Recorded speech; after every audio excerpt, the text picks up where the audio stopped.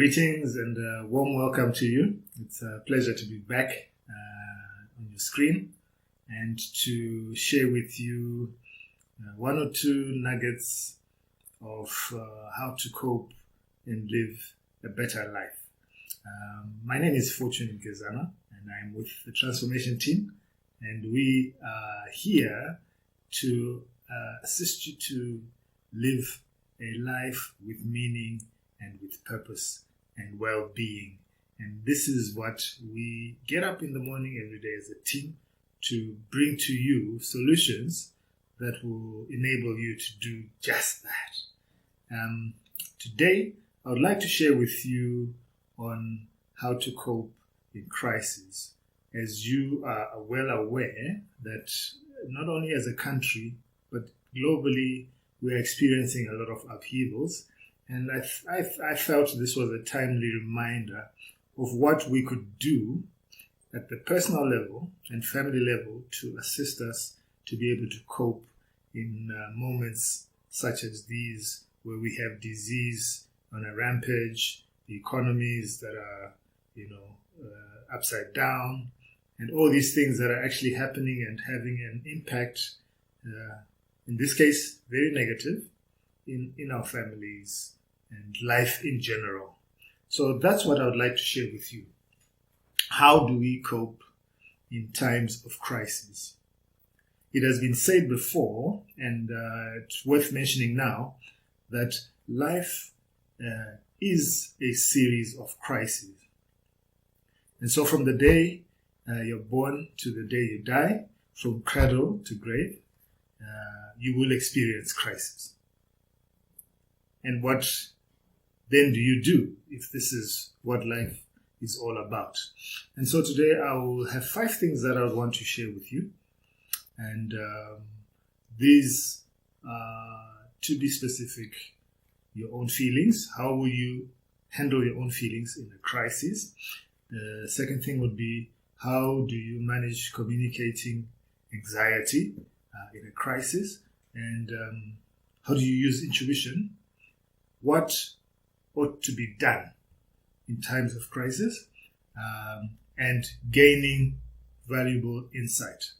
How do you use insight to manage your crises? And so those are the 5 things that I will go on about, and hopefully you will be able to adopt some of these things in your own life, and from there be able to experience a life that one can cope with.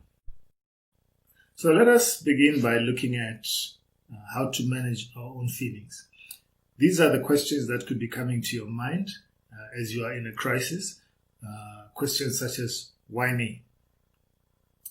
Why should I be going through this crisis? The second question that one probably would have go through their mind is, what are people thinking? Yeah, and how could they do this to me? So I've given you 3 questions that probably would go through your mind in a time of crisis.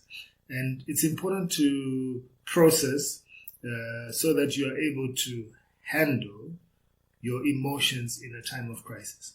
It is extremely unhelpful when you are emotionally out of balance and out of control. Yes, it's expected that there will be a disturbance, but one needs to be able to find ways and means to cope emotionally in a period of crisis.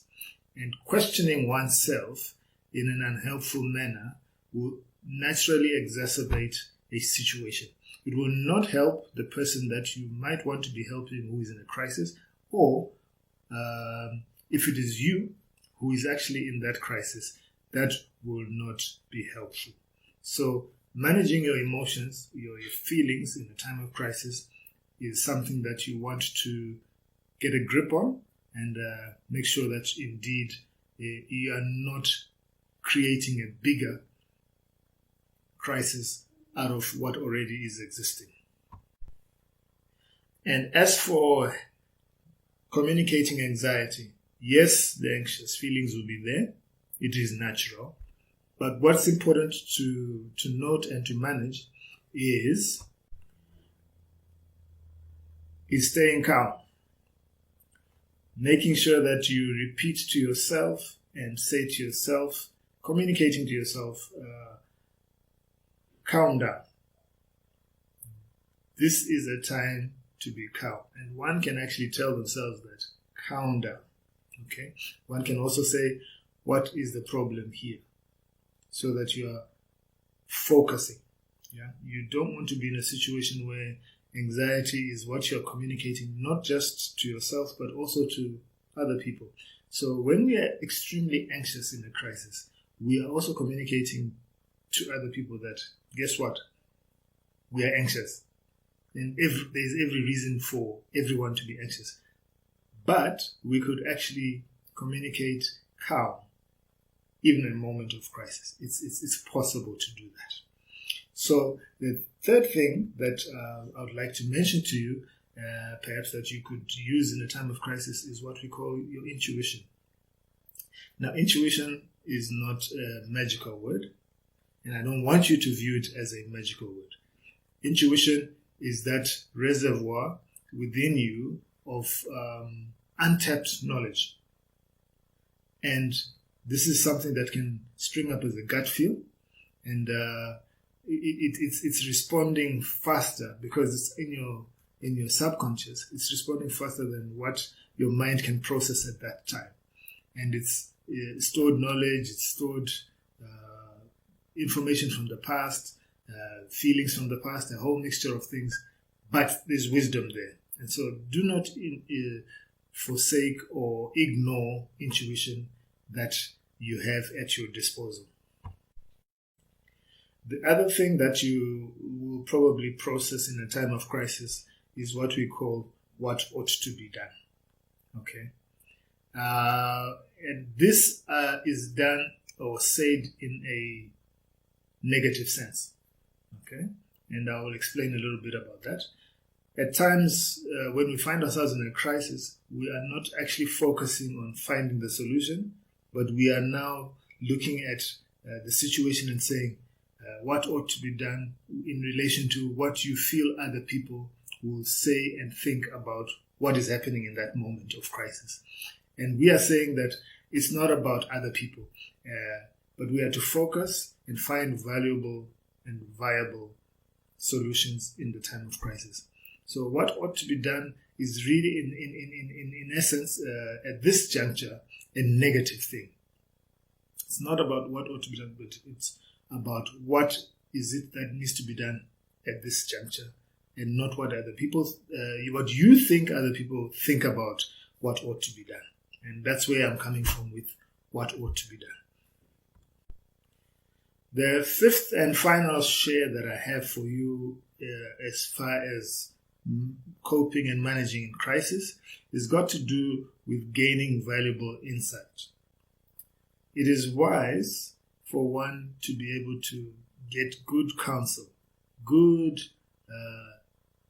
from people that are trustworthy, people that you believe have something to contribute and shed light as far as that particular situation requires. So you cannot just go to any Tom, Dick, and Harry to find valuable insight into a situation that you are facing. You need to have within your circle people who are able to speak into your life and be able to be objective about what it is that's taking place. And word of caution, be careful and vet your sources.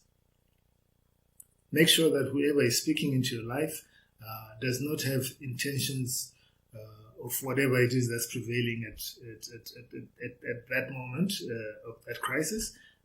Make sure that they are not just giving you stories, anecdotal stories that are not verified, and that indeed whatever it is that they've said to you, you yourself have also done a secondary check to the words of wisdom that have been given to you. So those are the 5 things that I wanted to share with you today. I hope that you will be able to, in time of crisis, go back to them and see where exactly you can implement or draw from these 5 things. The first one, we said your own feelings, okay? Be informed and be able to manage them. The second thing we said, we must manage how we are communicating in terms of anxiety. Are we staying calm? Are we communicating calm? And are we asking ourselves that question, what is the problem here? So that we are not making other people catch anxious feelings. And we talked about using our intuition, our reservoir of stored knowledge and experiences. And we talked about what ought to be done in the negative sense that it is, that you shouldn't be looking at other people's expectations of you, but you should be saying, how can I manage in this time? And not, what should I be doing so that I please somebody else? And then the final thing that we looked at was gaining valuable insight. And this we can do through the process of seeking advice and guidance from people who can give you wisdom and counsel. And so that's what I had to share with you today. I hope and pray that indeed you will find these insights useful going forward. Transformation team here. Hope we see you again, and thank you for tuning in.